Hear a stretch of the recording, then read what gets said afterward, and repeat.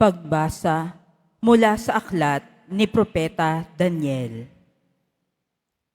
Noong mga araw na iyon, ang mga tao ay nagkaisang parusahan ng kapantayan si Susana.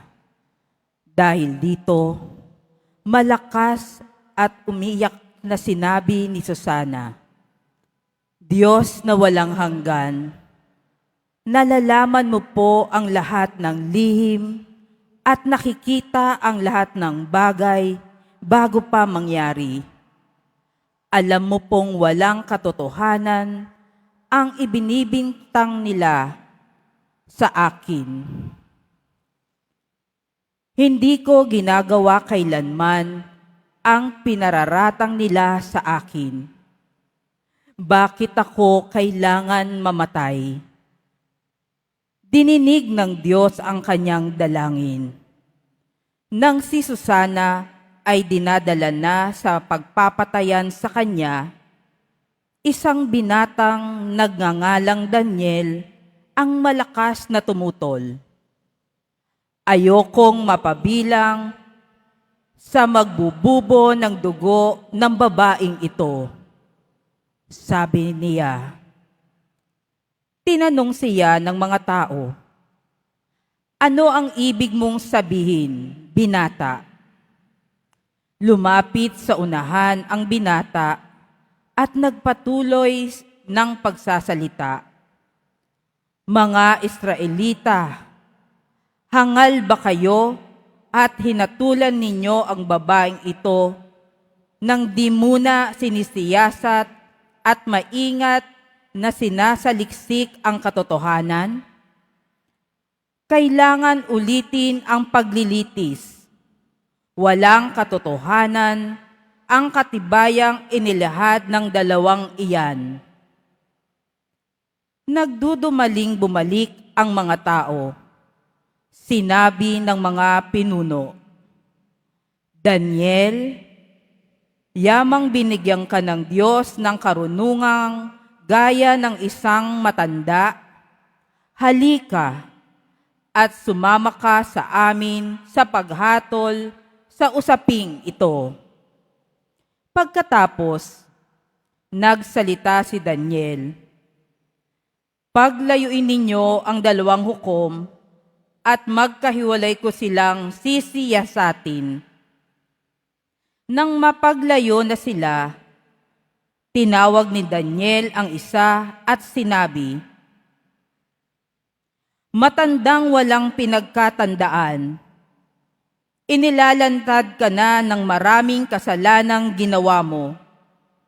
Hindi makatarungan ang mga hatol na ginagawad mo. Pinarurusahan mo ang walang kasalanan at pinalalaya ang talagang nagkasala. Di ba sinabi ng Diyos, huwag ninyong parurusahan ng kamatayan ang walang sala? Kung talagang nakita mo ang ipinararatang mo sa babaeng ito, sabihin mo sa amin, sa ilalim ng anong puno sila nagtalik nang matutop ninyo?" Sumagot siya, "Sa ilalim ng punong hati." Sinabi ni Daniel, "Gayon, buhay mo ang kapalit ng iyong sagot, pagkat ibinigay na ng Diyos ang kanyang anghel ang parusa mo at hahatiin ka sa dalawa." Inilayo siya roon at ipinatawag ang kanyang kasama. Paglapit nito, sinabi ni Daniel, "Ikaw naman, anak ni Kanaan, hindi ka tunay na Hudyo. Binihag ng alindog ng babae ang iyong isip at inalipi ng kahalayan ang iyong puso.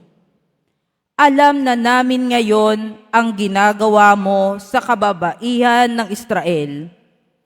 Tinatakot mo sila para pagbigyan ang iyong kahalayan. Subalit narito ang isang babae ng Huda na hindi natakot sa iyong kaimbihan. Sabihin mo, sa ilalim ng anong puno ninyo nakita ang inyong pinagbibintangan? At sumagot ang matanda, sa ilalim ng punong putol. Gayon, pakli naman ni Daniel.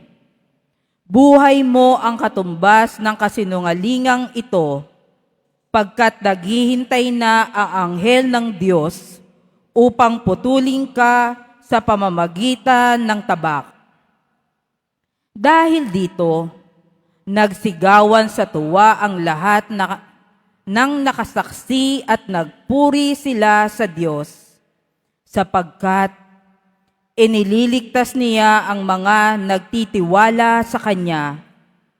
Binalingan nila ang 2 hukom matapos patunayan ni Daniel na sila'y nagsisinungaling at nanumpa ng di totoo. Hinatulan silang mamatay. Ayon sa kautusan ni Moises, ang nagparatang ng di totoo ay siyang lalapatan ng parusang nakatakda sa kasalanang ipinaratang niya.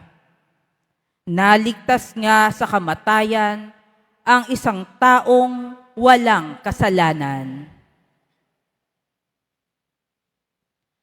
Ang salita ng Diyos. Salamat sa Diyos.